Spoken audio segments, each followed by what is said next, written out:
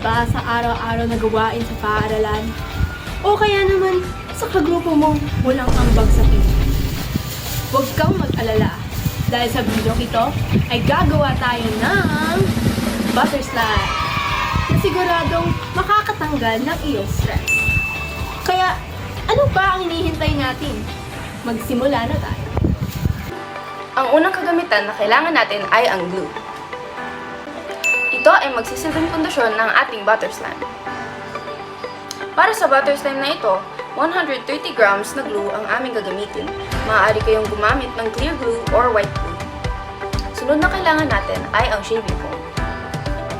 Ito ang magpapalambot sa ating butter slime at para mas maging fluffy at madali itong pisilin. Ang materials na ito ay ang pinaka-importante. Kung wala ito, ay hindi magiging slime ang ating glue at shaving foam. Ito ay ang activator! Para naman gumanda ang kulay ng ating slime, gagamit tayo ng pangkulay ng pagkain.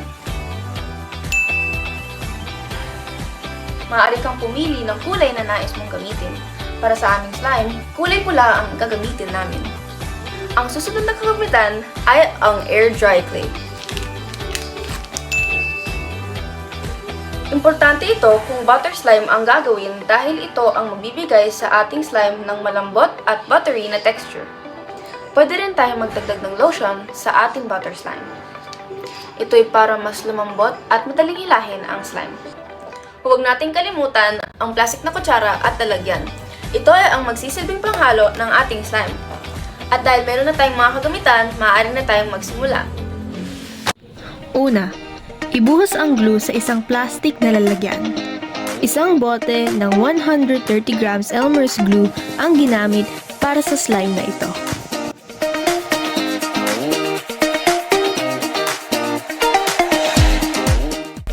Pangalawa, maglagay ng shaving foam sa plastic na lalagyan. Tansyahin lamang ang dami para ito ay maging malambot. Kung masyadong marami ang nailagay mo, maaari mo naman itong dagdagan ng activator para hindi siya masira.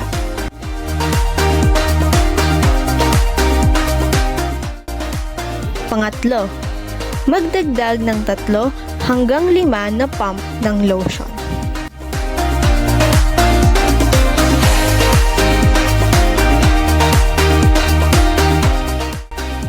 Pang-apat, haluin ang glue, shaving foam at lotion gamit ang plastic na kutsara. Layunin nating makamit ang malambot at pantay na halo.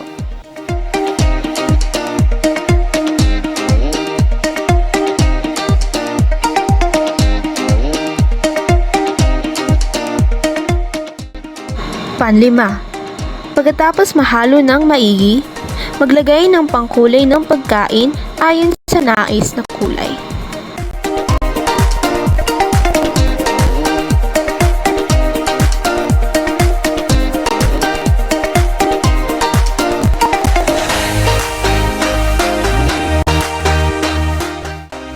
Pang-anim, haluin muli ang slime hanggang kumalat at maging pantay ang kulay.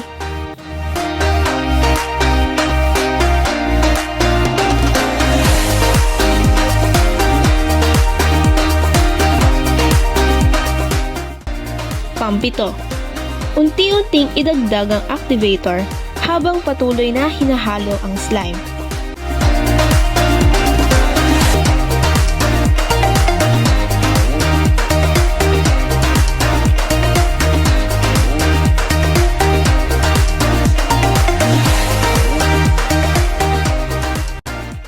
One eternity later.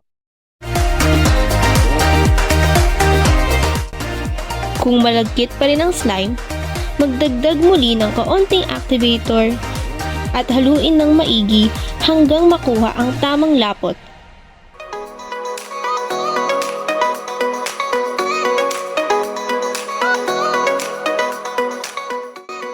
Kapag nagsisimula ng humiwalay ang slime sa plastic na lalagyan, itigil muna ang pagdagdag ng activator.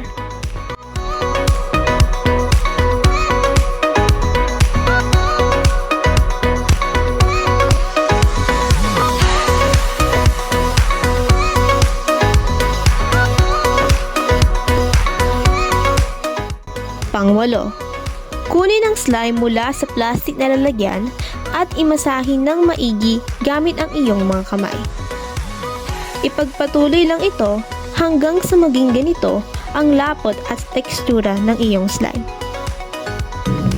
Malambot at creamy ang pakiramdam ng slime. Hindi na dapat ito dumidikit sa kamay, makinis ang ibabaw, walang buo-buo at hindi sobrang basa.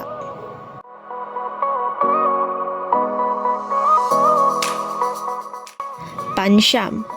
Kapag nakamit na ang tamang lapot ng slime, maaari na tayong maglagay dito ng air dry clay.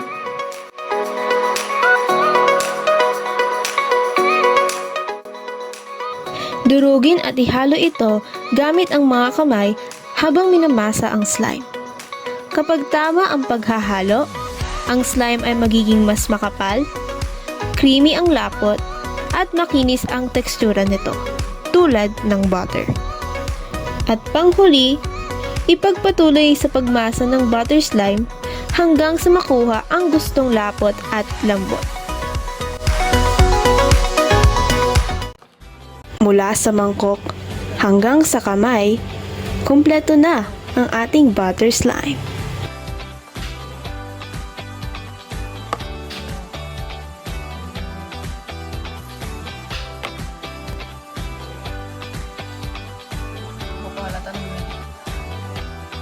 Simple lamang siya, pero sobrang satisfying. Nakakabawas talaga ng stress. Dito na po nagtatapos ang aming tutorial kung paano gumawa ng butter slime. Salamat sa inyong panonood at paalam!